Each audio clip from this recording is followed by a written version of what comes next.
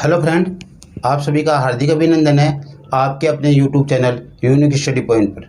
मैं सुरेंद्र कुमार काला और आज हम जो टॉपिक चल रहा था अपने नंबर सिस्टम उसको आगे बढ़ा रहे हैं। तो नंबर सिस्टम में जो आज की क्लास में हम जो करने जा रहे हैं वो भाज्य और अभाज्य संख्या। उसके पहले आपसे विशेष निवेदन है कि आप इस पूरी वीडियो को पूरा देखिए और देखने के बाद में यदि ये आपको पसंद आए तो आप इसे शेयर कीजिए, लाइक कीजिए और चैनल को सब्सक्राइब नहीं किया तो सब्सक्राइब कीजिए और कमेंट करके हमारे को बताइए। और यदि आपको ये पसंद नहीं आए तो आप इसे डिसलाइक कर सकते हो और कमेंट करके हमारे को आपके सुझाव भी दे सकते हो। तो ओके, हम आगे बढ़ते हैं आज की क्लास की तरफ। क्या है, पहले बात करेंगे हम भाज्य संख्या, भाज्य संख्याएं।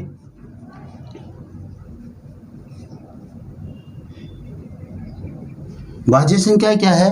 वे संख्याएं जिनमें एक और स्वयं के अतिरिक्त अन्य भी किसी संख्या का पूरी बार भाग जाता है, उन्हें हम भाज्य संख्याएं कहते हैं। या वे संख्याएं जो एक व स्वयं के अतिरिक्त अन्य और किसी संख्या से भी पूर्णतः विभाजित होती है, उसे हम क्या कहते हैं? भाज्य संख्याएं कहते हैं। कहने का मतलब एक और खुद वो संख्या है, उसके अतिरिक्त यदि और भी किसी संख्या का उसमें पूरी बार भाग जाता है तो उसे हम भाज्य संख्या कहते हैं। तो वे संख्याएं जो एक एवं स्वयं के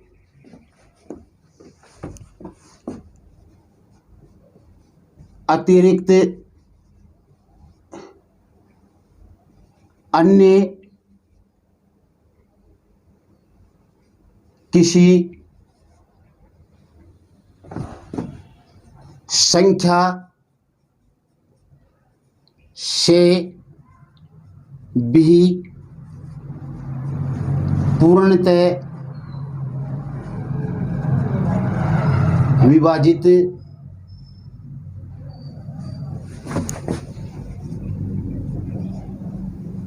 होती है, भाज्य संख्याएं कहलाती है या उन्हें भाज्य संख्याएं कहते हैं। भाज्य संख्याएं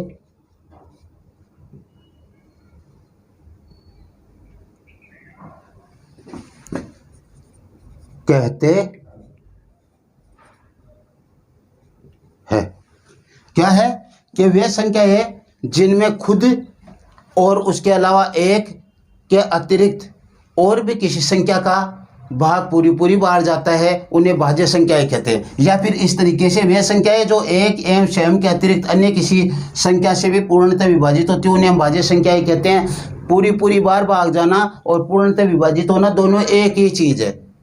अब कोई भी संख्या उसमें एक का भाग तो जाएगा ही जाएगा और खुद का भी जाएगा। जैसे मान लो हमने संख्या ली 4, उसमें देखो एक का भाग जा रहा है और खुद 4 का भी जाएगा, तो ये तो स्वयं हो गई खुद और एक का जाएगा ही जाएगा। उसके अतिरिक्त इसमें देखो 2 का भाग भी जाता है पूरी बार जाने का मतलब है कि शेषफल शून्य बचे, और शेषफल शून्य बचे तो भागफल भी हमारे को पूर्णांक में प्राप्त होना चाहिए। जैसे मान लो आप कहते हो सर 5 में भी 2 का भाग जाता है पूरी बार, तो ये भी हो जाएगी भाज्य। ऐसा नहीं, क्योंकि इसका 2.5 आता है भागफल, भाग देंगे तो ऐसे नहीं आना चाहिए, दशमलव में पूरा आना चाहिए। जैसे 4 में भाग देंगे तो 2 दूनी 4 पूरे 2 आए, उस तरीके से पूर्णांक संख्या आनी चाहिए। ठीक है, तो पूर्ण संख्या आनी चाहिए, पूर्णांक संख्या आनी चाहिए। तो इस प्रकार की संख्याओं को हम क्या कहते हैं? भाज्य संख्या कहते हैं। या इसकी आप दूसरी परिभाषा ये भी दे सकते हो कि वे संख्याएं जिनके 2 से अधिक गुणनखंड होते हैं, उन्हें हम भाज्य संख्याएं कहते हैं। वे संख्याएं जिनके गुणनखंड 2 से अधिक होते हैं, उन्हें हम भाज्य संख्याएं कहते हैं। 2 से अधिक देखो, एक और खुद तो होना ही होना है, उसके अलावा और भी हो रहा है 1, 3, 4, तो वो भाज्य संख्या हो जाएगी। अब देखो जैसे मान लो हमने 6 लिया, 6 तो 1 का तो भाग इसमें जाना ही जाना है और उसके अतिरिक्त 6 का भी जाएगा, और बीच में देखो इसमें 2 का भी जा रहा है और इसमें 3 का भी जा रहा है। तो 3 से भी ये पूरी बार विभाजित होती है, 2 से भी पूरी पूरी बार विभाजित होती है, 2 से भी पूरी पूरी बार विभाजित, 3 से भी, 2 से 3 बार होगी और 3 से 2 बार होगी। तो ये क्या है? भाज्य संख्या है। तो ऐसी संख्याओं को हम क्या कहते हैं? भाज्य संख्याएं कहते हैं। 6 क्या? 6 तो स्वयं है ना, 6 की बात करें हम तो 6 तो स्वयं हो गई। ऐसे मान लो हमने 12 लिया, 12 में 1 का भाग जाएगा, स्वयं 12 का जाएगा और उसके अतिरिक्त 2 का जाएगा, 3 का जाएगा, 4 का जाएगा और 6 का जाएगा। इनका भी इसमें भाग जाता है। तो ये क्या है? भाज्य संख्या है। इनके बारे में और हम करेंगे, लेकिन आपको ये ध्यान रखना है कि वे संख्याएं जिनमें एक और स्वयं के अतिरिक्त अन्य किसी संख्या का भी पूरी पूरी बार भाग जाता है, उन्हें हम क्या कहते हैं? भाज्य संख्याएं कहते हैं। या वे संख्याएं जो एक एवं स्वयं के अतिरिक्त अन्य किसी संख्या से भी पूर्णतः विभाजित होती है, उन्हें हम भाज्य संख्याएं कहते हैं। तीसरी परिभाषा इसे ऐसे भी लिख सकते हो, वे संख्याएं जिनके 2 से अधिक गुणनखंड होते हैं उन्हें हम भाज्य संख्याएं कहते हैं। अब देखो हम अभाज्य संख्या की बात करते हैं। अभाज्य संख्या से आपको भाज्य संख्या का कॉन्सेप्ट अच्छी तरह समझ में आने वाला है। देखो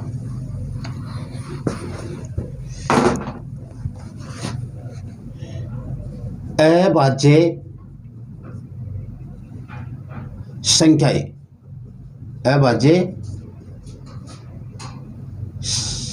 संख्याएं, अभाज्य संख्याएं वे संख्याएं होती है, वे संख्याएं जिनके मात्र 2 ही गुणनखंड होते हैं उन्हें अभाज्य संख्याएं कहते हैं। या वे संख्याएं जो एक एवं स्वयं से विभाजित होती है या पूर्णतः विभाजित होती है, उन्हें हम क्या कहते हैं?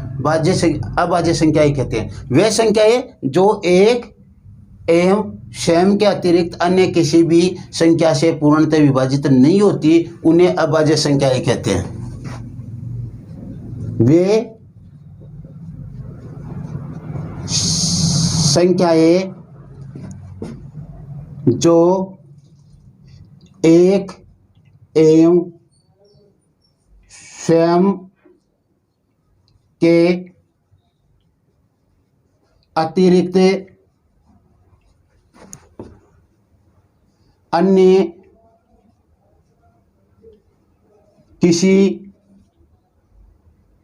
किसी भी संख्या से पूर्णतः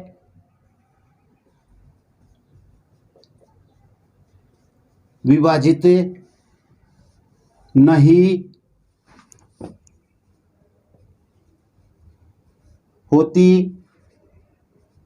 उन्हें अभाज्य संख्याएं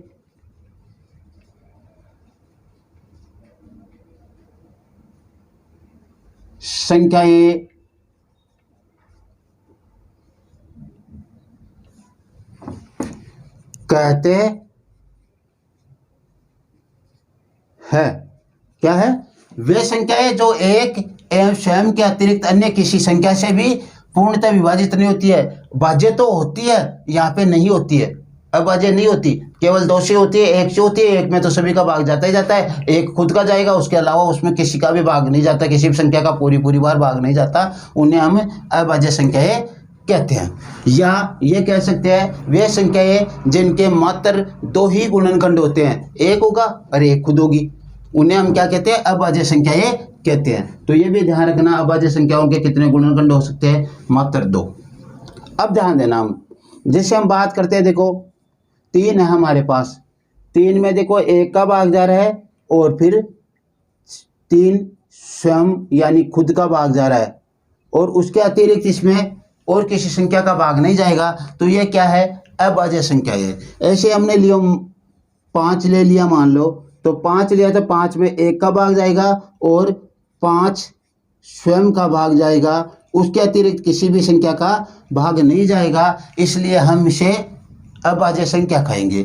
जैसे मान लो हमने 7 ले लिया, 7 में 1 का भाग जाएगा और उसके अतिरिक्त स्वयं 7 का भाग जाएगा, उसके अलावा और किसी तीसरी संख्या का इसमें भाग नहीं जाना है। 2 तो गुणनखंड होते हैं, उसके अलावा किसी तीसरी संख्या में इसका पूरी बार भाग नहीं जाना है, इसलिए 7 भी अभाज्य संख्या है। तो इस प्रकार से हम करेंगे। अब देखो थोड़ा हम समझते हैं इन चीज़ों को, देखो इनके बारे में थोड़ा समझते हैं। तो देखो क्या है, एक बार हम गिनती लिखते हैं, जैसे मान लो 1 2 3 4 5 6, मान लो हमने 7 तक ये ले लिया, ठीक है। उसके बाद में हमने देखा, हम इन पे अप्लाई करके देखेंगे कि कौन सी अभाज्य होती है और कौन सी भाज्य होती है। तो पहली बात करते हैं हम 1 की। भाज्य के लिए देखते हैं वे संख्या है जिनमें 1 और स्वयं के अतिरिक्त अन्य किसी संख्या का भी पूरी बार भाग जाता है या अन्य किसी संख्या से भी पूरी बार विभाजित होती है, उन्हें हम क्या कहते हैं, भाज्य संख्या कहते हैं। तो 1 का तो इसमें भाग जाएगा ही, और स्वयं खुद 1 है, स्वयं क्या है, खुद 1 है। तो इसके 2 गुणनखंड हो रहे हैं क्या, इसके 2 गुणनखंड ही नहीं हो रहे, तो 3 तो होना दूर की बात है, 2 से ज़्यादा गुणनखंड होंगे तब भाज्य होगी। यहाँ पे तो 2 ही नहीं हो रहे हैं, खुद 1 भी 1 है और यहाँ पे स्वयं भी 1 ही है, तो ये 2 गुणनखंड नहीं कह सकते हम, 1 ही तो गुणनखंड है इनका, 1 ही है बस। इसलिए ये एक ऐसी संख्या है जो न तो भाज्य और न ही अभाज्य है।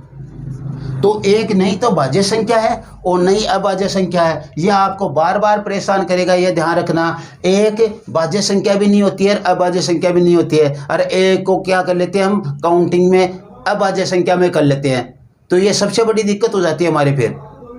तो ये आपको ध्यान रखना है, 1 को भाज्य में भी नहीं लेना और अभाज्य में भी नहीं लेना। फिर आते हैं हम 2 पर। 2 की बात करें तो 1 का भाग जाएगा ही जाएगा, उसके बाद में 2 में स्वयं 2 का जाएगा, और ऐसी कोई संख्या नहीं है इसके अतिरिक्त कि इसमें और किसी संख्या का भाग जाए, तो ये अभाज्य संख्या है। और ध्यान रखना ये एक मात्र सम अभाज्य संख्या है। यही एक ऐसी संख्या है जो सम है और अभाज्य है, और बाकी सभी विषम संख्या है, अभाज्य संख्या है। यही एक ऐसी संख्या है जो सम है, जो अभाज्य है, और बाकी सभी विषम है। तो 1 और 2 का आपको ध्यान रखना, और तो आगे कोई दिक्कत नहीं। इसमें 1 और 3 का ही जाएगा, इसलिए ये अभाज्य है। इसमें 1 2 4 तो ये भाज्य है। इसमें 1 और 5 का ही जाएगा, इसलिए अभाज्य है। तो इनका ध्यान रखना आप 1 और 2 का। अब हम बात करते हैं कि 1 से 100 तक कितनी अभाज्य संख्या है, और उनको हम टुकड़ों के रूप में याद करते हैं, जिसे एग्जाम में क्वेश्चन आए तो हम उसे आसानी से कर सके। तो देखो कैसे करना है उनको। 1 से 100 तक 25 अभाज्य संख्या है। 1 से 100 तक अभाज्य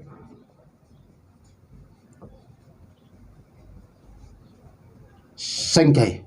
कितनी है, 1 से 100 तक अभाज्य संख्या ये 25 है, 25 संख्या है, ठीक है। फिर हम बात करते हैं, इनको 4 टुकड़ों में बांट लेते हैं, 1 से 25, 25 से 50, 50 से 75 और 75 से 100 तक, जिससे हमारे को अच्छी तरह ज्ञात हो जाइए। 1 से 25 तक अभाज्य संख्या है। 1 से 25 तक अभाज्य संख्या है। देखो 1 है नहीं और 2 है, 2 3 भी अभाज्य है, 4 नहीं है, 5 अभाज्य है, 6 नहीं है, 7 अभाज्य है, 8 नहीं है, 9 नहीं है, 10 नहीं है, और 11 अभाज्य संख्या है, 12 नहीं है, 13 अभाज्य संख्या है, 14 नहीं है, 15 नहीं है, 16 नहीं है, 17 है, 18 नहीं है, 19 है, 21 नहीं है, 22 नहीं है और 23 है। और ये सभी मिलाकर आपको 6 मिलेगी।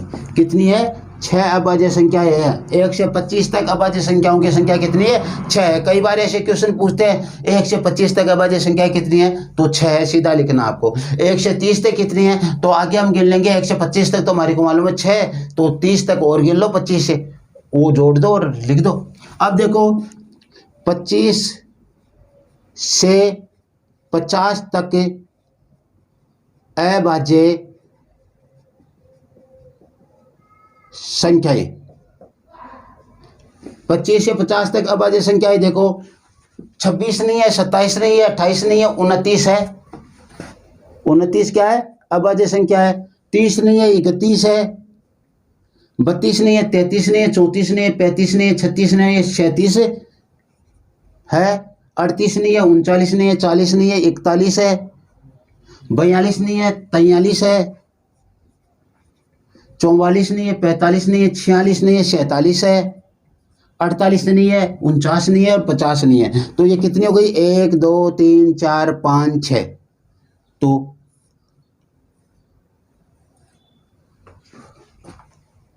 सॉरी, इसमें 9 है ना, इसमें 9 है और ये 6 हो गई। 1 2 3 4 5 6 7 8 9, ये 9 और ये 6 हो गई। ठीक है, फिर लिखो 50 से 75 तक के अभाज्य संख्याएं।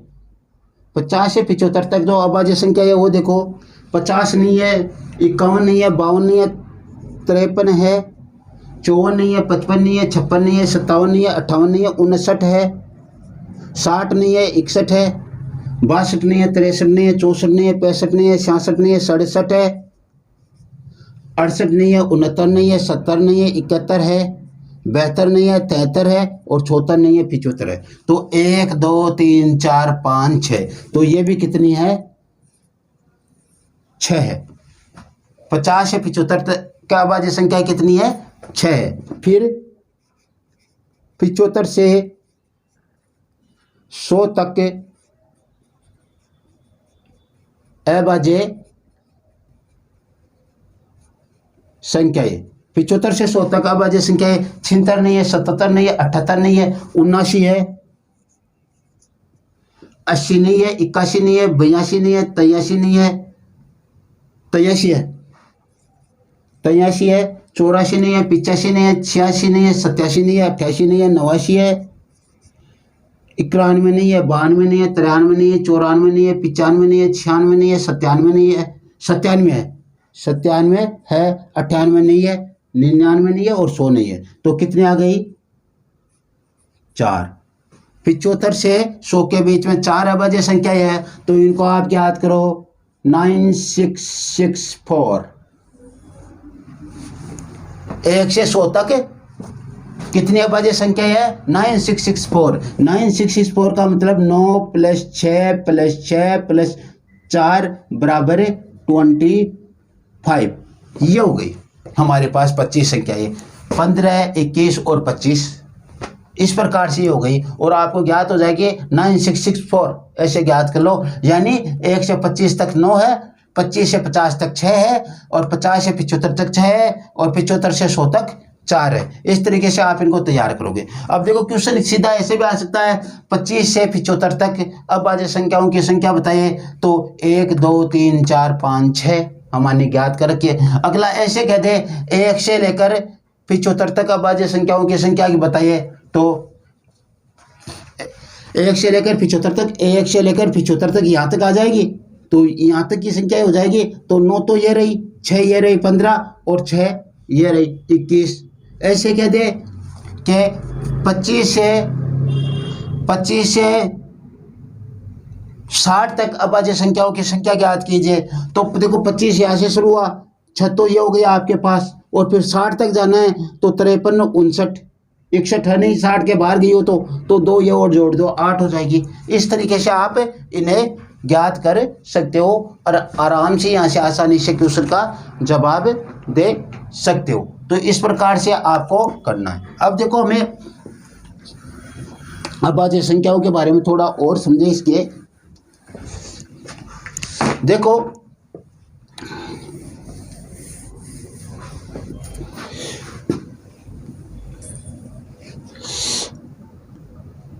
नोट लगाएंगे, नोट में एक नंबर है, थोड़ा इस साइड में ले लेते हैं, विशेष बिंदु है इनमें।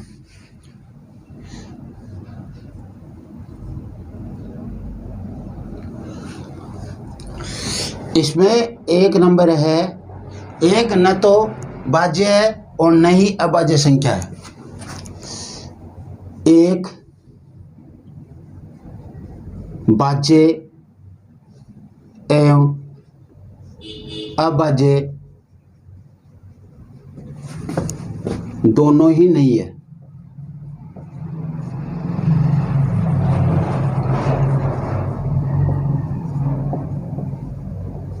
यानी एक न तो भाज्य संख्या है और न ही अभाज्य संख्या है, ये दोनों की काउंटिंग में नहीं आएगी। एक अलग है, ये विचित्र, ये आपको परेशान करने वाला है। तो एक न तो भाज्य और न ही अभाज्य संख्या है। फिर देखो इसमें, जैसे मान लो हमने दो अभाज्य संख्याएं ली, 3 ले ली और 5 ले ली। इनका यदि हम HCF निकाले तो इनका HCF 1 आएगा। यदि हम 3, 5 और 7 3 अभाज्य संख्या ले ली, इनका HCF भी 1 ही आएगा, जिसे हम मस्य बोलते हैं, HCF 1 आएगा। तो अभाज्य संख्याओं का मस्य सदैव 1 होता है। तो दूसरा पॉइंट है, अभाज्य संख्याओं का मस्य यानी HCF सदैव 1 होता है। अभाज्य संख्याओं का मस्य HCF सदैव 1 होता है। फिर देखो तीसरे नंबर की बात करते हैं हम। 3 और 5 लिया हमने, तो इनका मस्य कितना हो गया? मस्य तो 1 होगा। अब इनका यदि हम LCM निकाले, लस्य निकाले LCM, तो वो क्या हो जाएगा? वो इनके गुणनफल के बराबर हो जाएगा। 3 गुणा 5 बराबर 15। यदि हम 3 संख्याएं लें, 3, 5, 7, इनका मस्य लेंगे तो इनका लस्य लेंगे तो 15, 15, 7, 105, इनका गुणनफल ही आएगा इनका लस्य। ये ध्यान रखना। हाँ चलो कोई बात नहीं, 2, 3, 5 ले लो, तो 2, 3, 5 का लस्य आप निकालोगे तो 6 और 30 इनके गुणनफल के बराबर ही होगा। निकाल कर देख लेना चाहिए, क्योंकि इनमें और किसी संख्या का तो भाग जाता नहीं, 1 और स्वयं के अलावा। तो गुणनखंड यही हो जाएंगे 3, 5, 7 और 3, 2, 3, 5 तो 30 आ जाएगा। यहाँ पे 3, 5, 7 तो 105 आ जाएगा गुणा होकर। तो तीसरा पॉइंट है, अभाज्य संख्याओं का लस्य LCM सदैव उनके किनके? उन संख्याओं के, उनके गुणनफल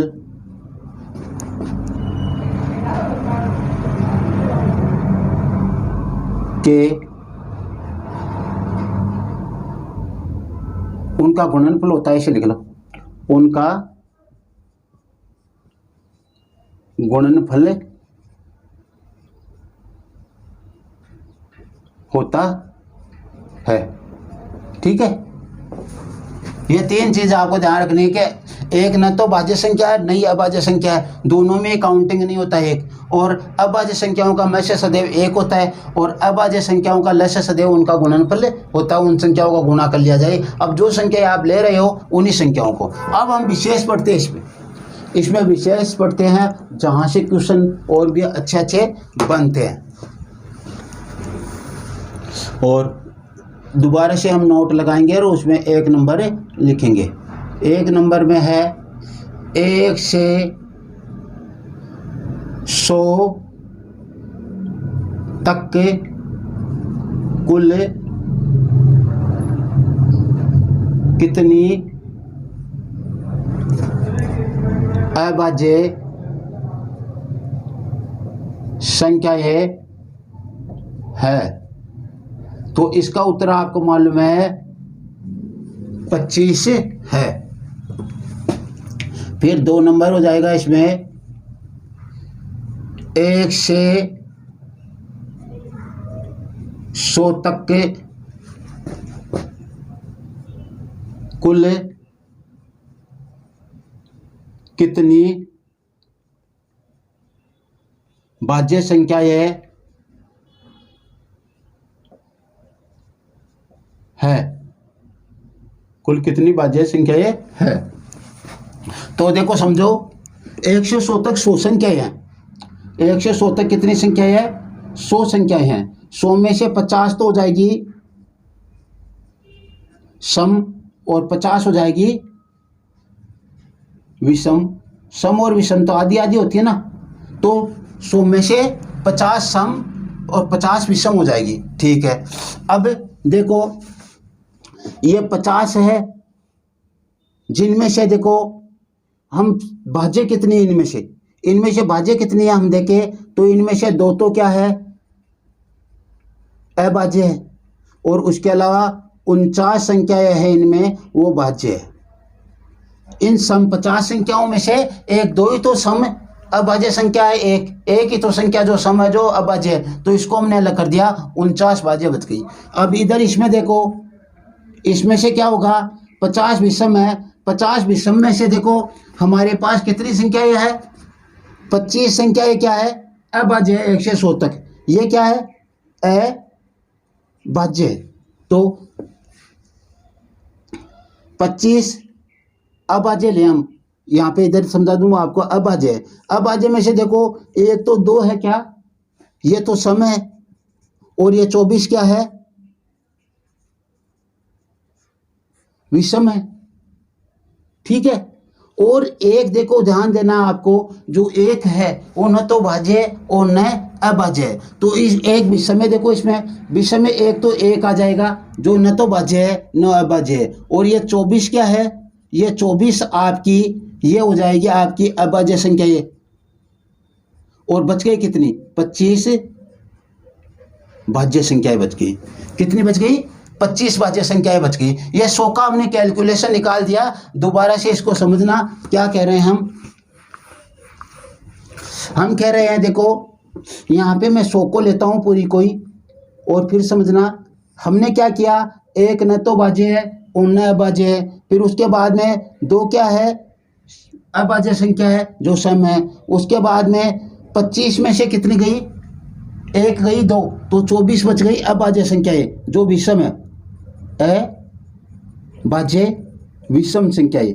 हमें कौन सी ज्ञात करनी है, भाज्य संख्याएं ज्ञात करनी है 100 तक, और कितनी आ गई देखो ये 24 ही तो हुई ना विषम, 1 2 तो इधर आ गई 24। ठीक है, अब देखो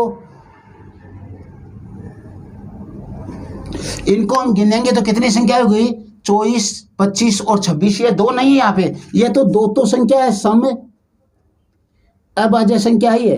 वैसे संख्या की काउंटिंग में तो 1 ही आएगी ना ये, तो 1 1 2 और 24 बच गई कितनी 76, तो ये 76 क्या हो गई आपके पास भाज्य संख्या हो गई, 76 की क्या हो गई भाज्य संख्या हो गई। अब यहाँ पे देख लो हम क्या कर रहे हैं, सम 50 है 100 में से, विषम 50 है 100 में से, आधी आधी तो होती है, जिसमें से देखो सम में 2 तो अभाज्य है 49 भाज्य बच गई। अब इसमें आए विषम में, विषम में 1 तो न तो भाज्य है और न ही अभाज्य है, फिर 24 क्योंकि 25 अभाज्य संख्या है जिनमें से 1 2 तो इधर आ गई और 24 इधर आ गई।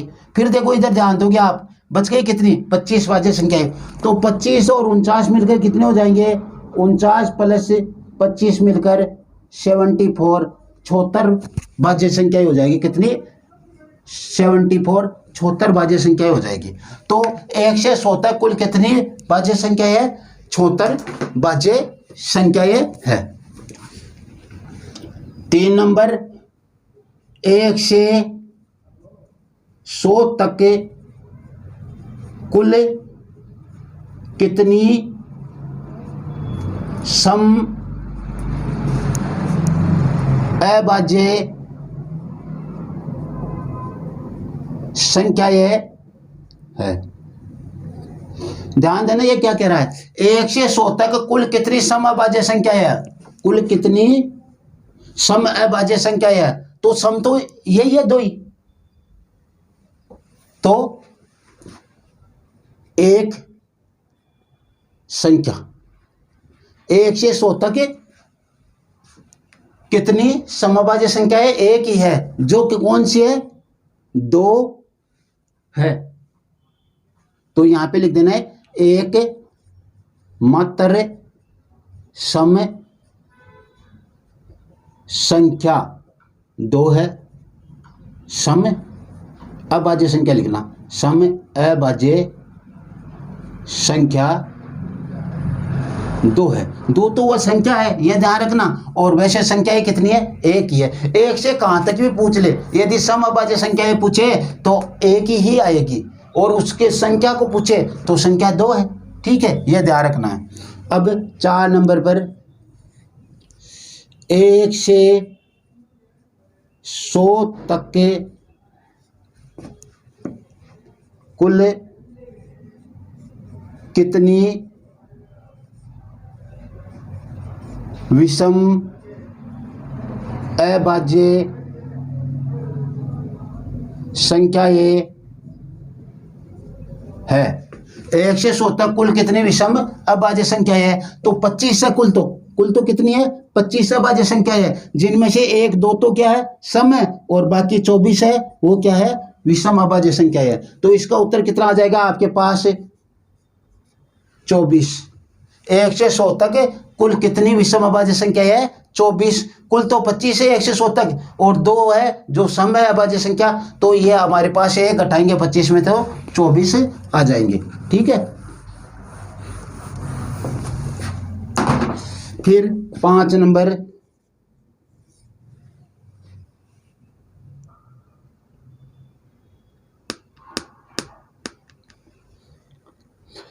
एक से 100 तक कुल कितनी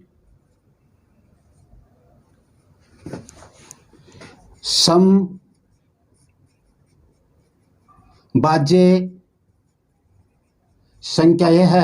1 से 100 तक कुल कितनी समभाज्य संख्या है। समभाज्य संख्याओं की बात कर रहे हैं हम, सम होनी चाहिए और भाज्य होनी चाहिए। तो यहाँ पे आ जाओ, सम वाला कैलकुलेशन तो हमारे पास ये है, ये 2 तो क्या है, अभाज्य है, और ये भाज्य है। तो 1 से 100 तक 49 संख्याएं ऐसी है जो भाज्य संख्याएं हैं, जो सम है और भाज्य संख्याएं है। तो कितनी हो जाएगी, 49। 1 से 100 तक 49 संख्याएं ऐसी है जो सम है और भाज्य है। सम तो 50 है ना, इसमें एक तो अभाज्य है और बाकी सभी क्या है, भाज्य है। तो इसमें कितना आ जाएगा, 49 आ जाएगा आपके पास। तो इस प्रकार से हम ये क्वेश्चन करते चलेंगे। कितने, 5 क्वेश्चन ही हो गई, आपको ये ध्यान रखना। और आगे बढ़ रहे, देखो क्वेश्चन वहां से आ रहे हैं आपके पास, क्वेश्चन वहां से ही लेकर आ रहे हैं हम।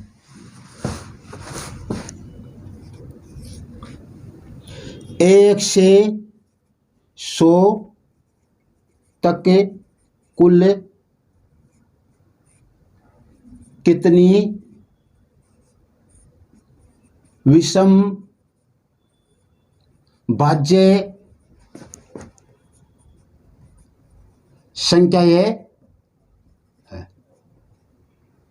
कुल कितनी विषम भाज्य संख्या है 1 से 100 तक। तो ये रही विषम, 1 से 100 तक 50 विषम है, जिनमें से एक न तो भाज्य है और न ही अभाज्य है। और 24 कितनी है, 24 है आपकी अभाज्य संख्या है। तो 50 में से 25 घटा दो, 25 भाज्य संख्या है। इसी से सभी का जवाब आ रहा है। देखो तो कितनी आई, 25। तो ध्यान रखना, 1 से 100 तक अभाज्य संख्याओं की संख्या भी 25 है, और विषम भाज्य संख्याओं की संख्या भी 25 ही है 1 से 100 तक। ठीक है, तो यहां तक आपने कर लिया। अब आगे और बढ़ते हम 7वें क्वेश्चन की तरफ।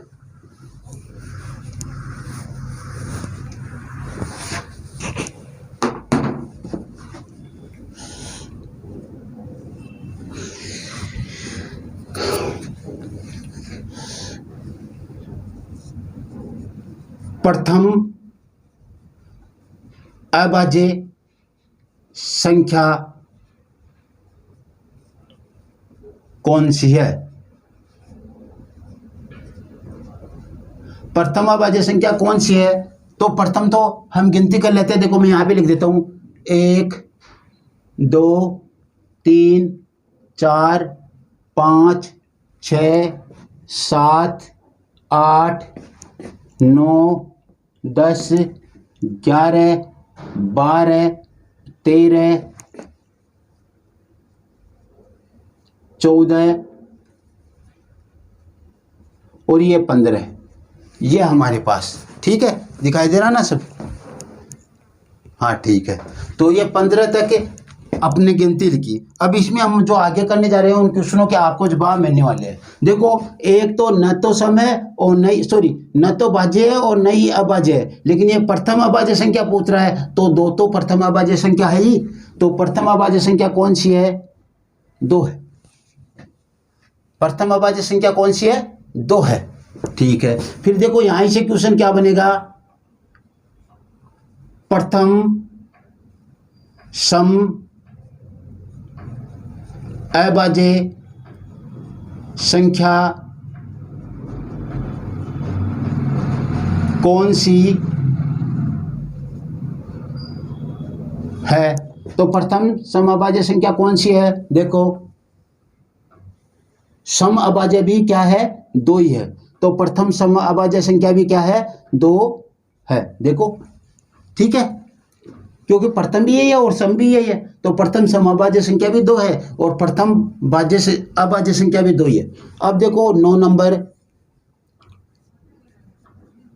प्रथम विषम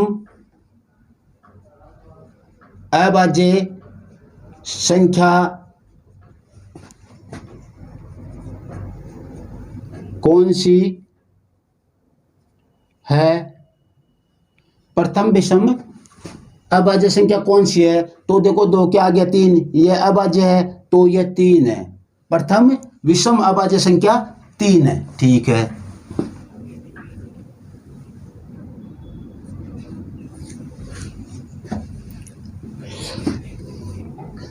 प्रथम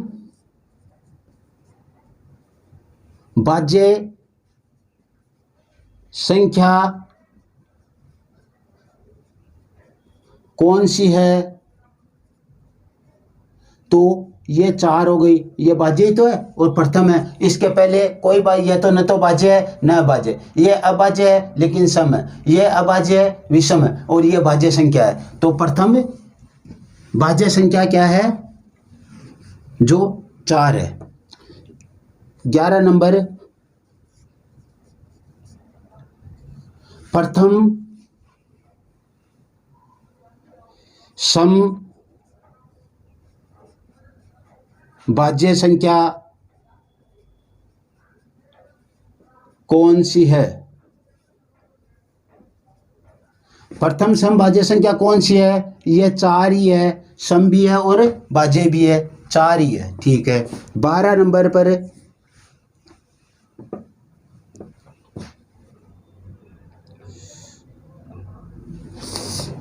प्रथम विषम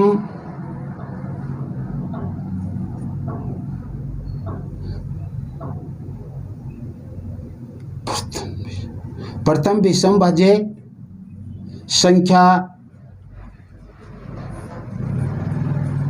कौन सी है?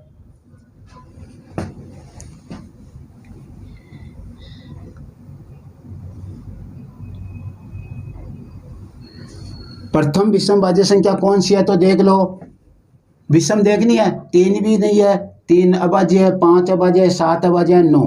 तो प्रथम विषम भाज्य संख्या क्या है? 9 है। प्रथम विषम भाज्य संख्या 9 है आपकी। ठीक है, उसके आगे बढ़ते हैं।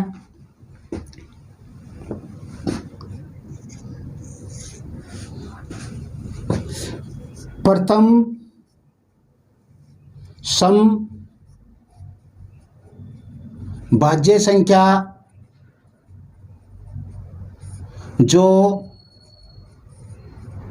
पूर्ण वर्ग नहीं है। क्या है?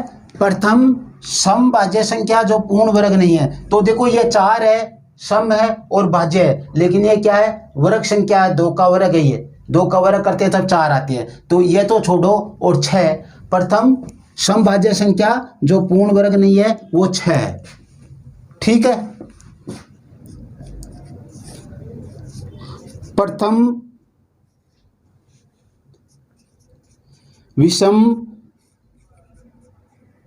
भाज्य संख्या जो पूर्ण वर्ग नहीं है। तो देखो प्रथम विषम भाज्य संख्या 9 थी, लेकिन ये क्या है? वर्ग संख्या है 3 की।